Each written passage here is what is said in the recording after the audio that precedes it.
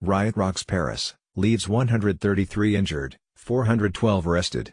Paris, a cleanup operation was underway in Paris Sunday after violent protests injured 130 people and led to the arrest of 412.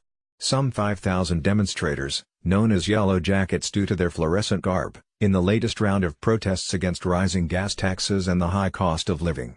Rioters tore apart parts of the city, torching cars, smashing windows, looting stores and tagging the Arc de Triomphe with multicolored graffiti. Police fired tear gas and water cannons as some demonstrators launched projectiles over police lines. Officials said those hurt when the demonstrations turned violent included 23 police officers. At one point, a group of protesters encircled the tomb of the unknown soldier located under the Arc de Triomphe and sang the French national anthem before being dispersed by police.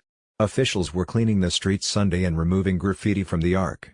The demonstrations, which kicked off on November 17, were sparked by planned tax hikes on gas but have morphed into a wider rebuke of French President Emmanuel Macron's governance and his attempts at economic reform. Motorists have blocked highways across the country by setting up barricades and deploying convoys of slow-moving trucks. The Yellow Jacket activists, named after the neon vests French drivers are obliged to carry in their vehicles in the case of roadside emergencies, want Macron to call off the tax increases. Some have called on him to resign. For his part, Macron has condemned the violence and has said he would hold an emergency meeting on security with the Prime Minister and Interior Minister on Sunday. On landing in France after returning from the G20 summit in Argentina, Macron traveled straight to the Arc de Triomphe to survey the damage. He has vowed that those responsible for the violence will pay for their actions.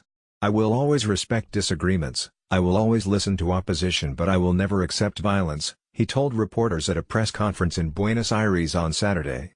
He added that the violence had nothing to do with the expression of legitimate anger showed by peaceful protesters.